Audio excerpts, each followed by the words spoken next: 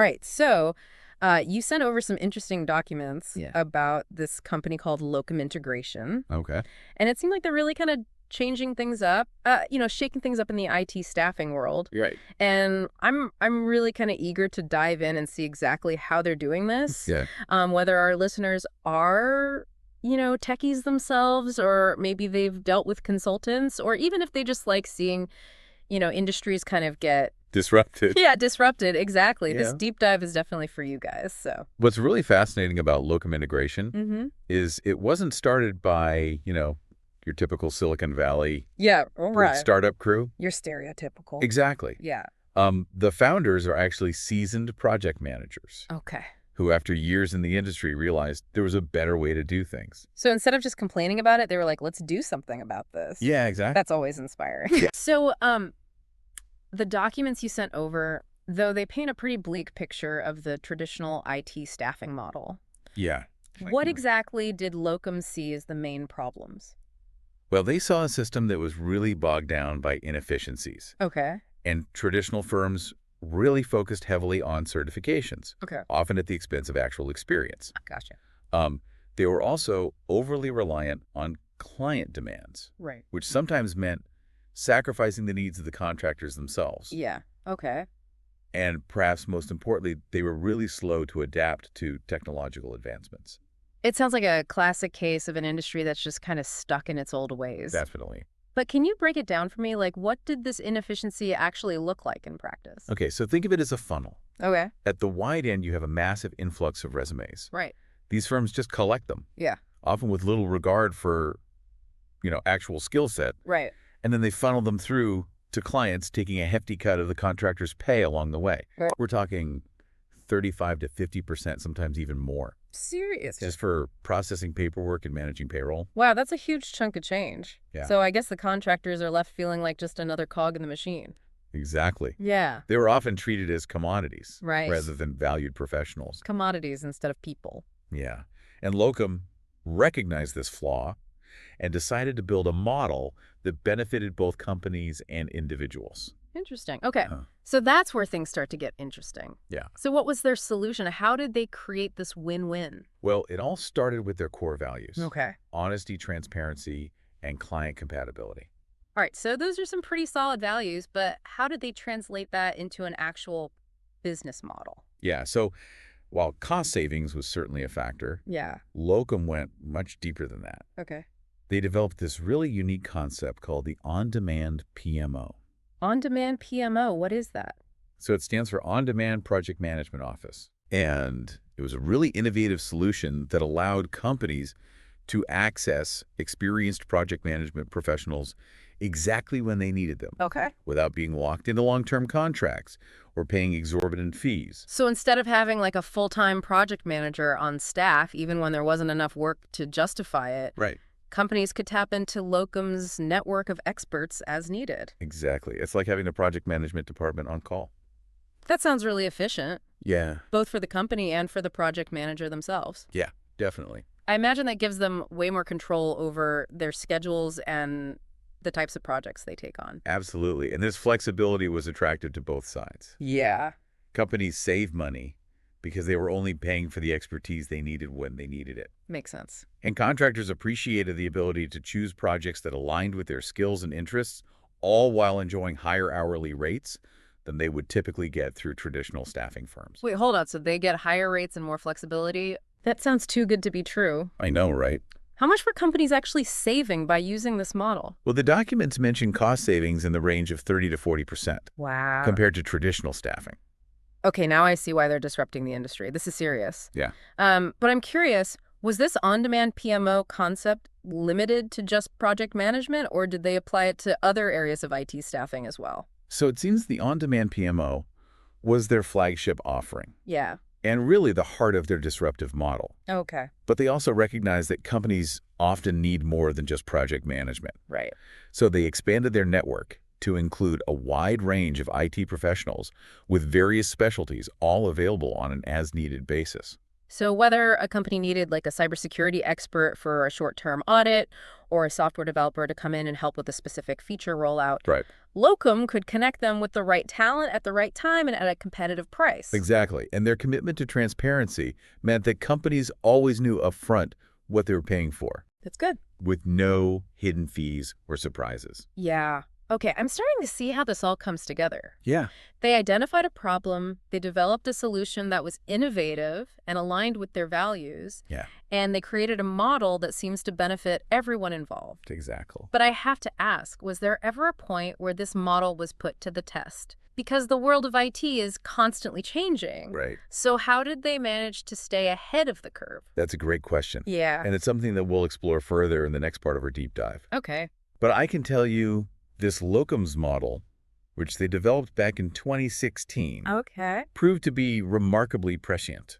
Okay, now you've got me intrigued. What happened in 2016 that made their model so forward-thinking? And how did they anticipate the future of work in a way that these other traditional firms didn't? Right. We'll have to pause here for now, but I cannot wait to unpack all of this in the next part of our deep dive. Me too. I know. You see, Locum's model developed back in 2016. It really anticipated this shift towards flexible work arrangements. Okay. That became way more common Right. during the COVID-19 crisis.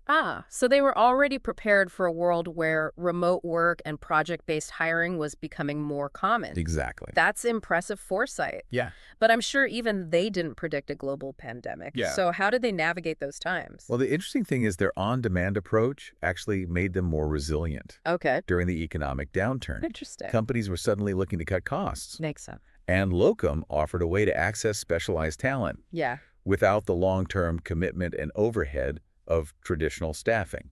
Right. Because when budgets are tight, companies are less likely to take on full-time employees. Exactly. But how did Locum ensure that their contractors were still getting consistent work during this time? Well, they did face challenges just like everyone else, but their strong relationships with clients and their reputation for delivering high-quality talent really helped them weather the storm. Okay. They also proactively adapted to the changing needs of the market, focusing on areas where demand remained strong, like cybersecurity and cloud computing.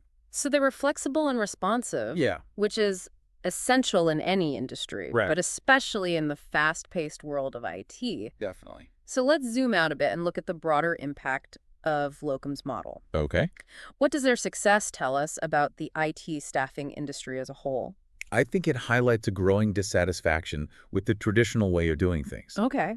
Companies are realizing that the old model, with its high fees and lack of transparency, isn't serving them well. Right. They're hungry for alternatives that offer greater flexibility, cost savings, and a more personalized approach. And on the contractor side, it seems like Locum is addressing a real need for autonomy and control over their work. Yeah. They're not just looking for a paycheck. They want to be part of projects that are meaningful and challenging. Precisely. And Locum understands this. Yeah. They treat their contractors as valued partners, Okay. not just resources to be plugged into projects. Partners, not just cogs in the machine. Exactly. This focus on building relationships and fostering a sense of community. Yeah. That's a key differentiator for them. Yeah. It's like they've created a whole ecosystem where both companies and contractors can thrive. Right. But here's a question that's been swirling in my mind. Okay. Could Locum's model be replicated in other industries? That's a fascinating question. Yeah. And it's one that Locum themselves seem to be exploring. Okay. Their approach, with its emphasis on flexibility, transparency, and specialized expertise, could potentially be applied to a wide range of fields. Imagine the possibilities. I know. From healthcare to education, from finance to legal services. Right. There are so many industries that could benefit from a more agile and responsive staffing model. Exactly. Take healthcare, for example. Okay. Imagine a platform that connects hospitals with specialized nurses and doctors on an as-needed basis. Right.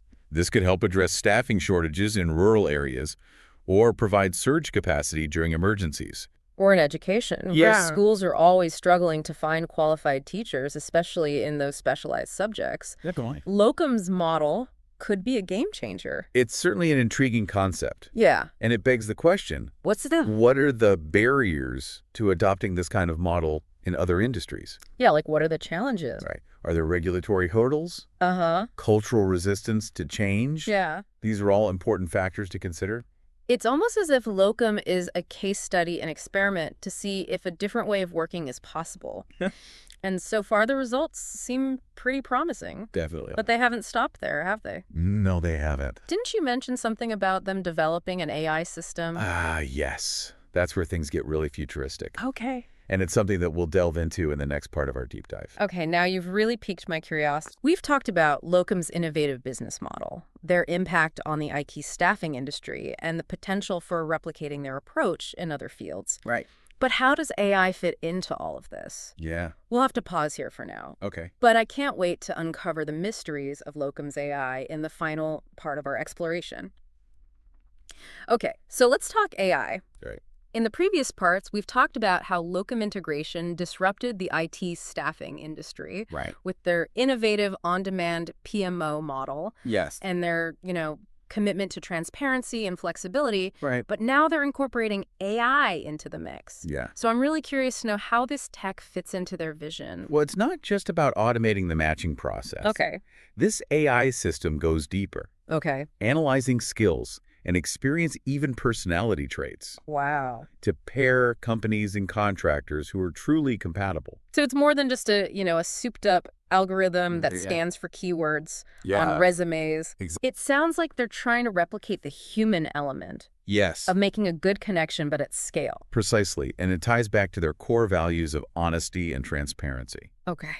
By removing some of the unconscious bias that can creep into traditional hiring, Right. the AI aims to level the playing field and make the selection process fairer for everyone involved. That's a really interesting point. We Right. often talk about AI making things more efficient, Right. but the impact on fairness and inclusion is huge. Absolutely. But with all this talk about algorithms and data analysis, I have to ask, Yeah. is there a risk that this tech could make things less personal? That's a valid concern. Yeah.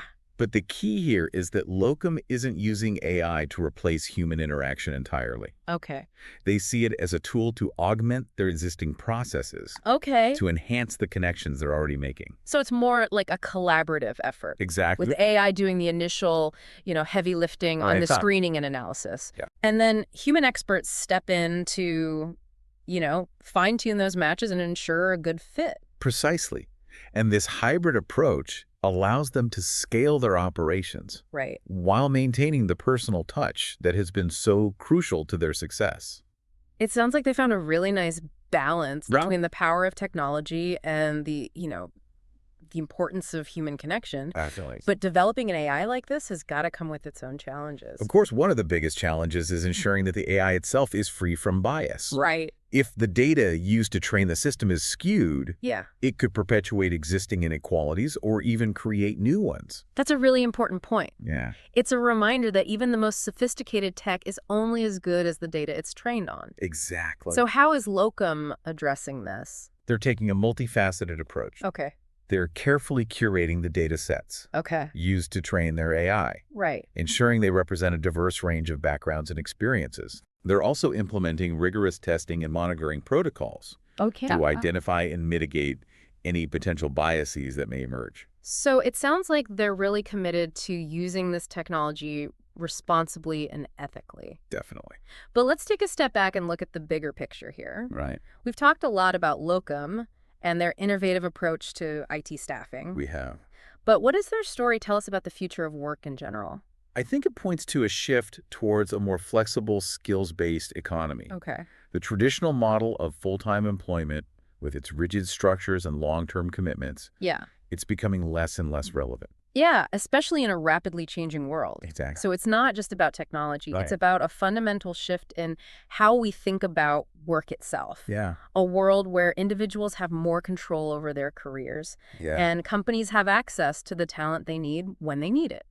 Exactly. And Locum's story is a powerful example of how this vision can be brought to life. Yeah. They've challenged the status quo, embraced innovation, and created a model that benefits both companies and workers. It's an inspiring story, It is. and it gives me hope for the future of work. Me too. Well, thank you for joining us on and the impact they're having on the IT staffing industry and beyond. It really has. And to our listeners, remember that the future of work is being shaped right now. Yes. What role will you play in creating a world where work is more meaningful, flexible, and fulfilling for everyone?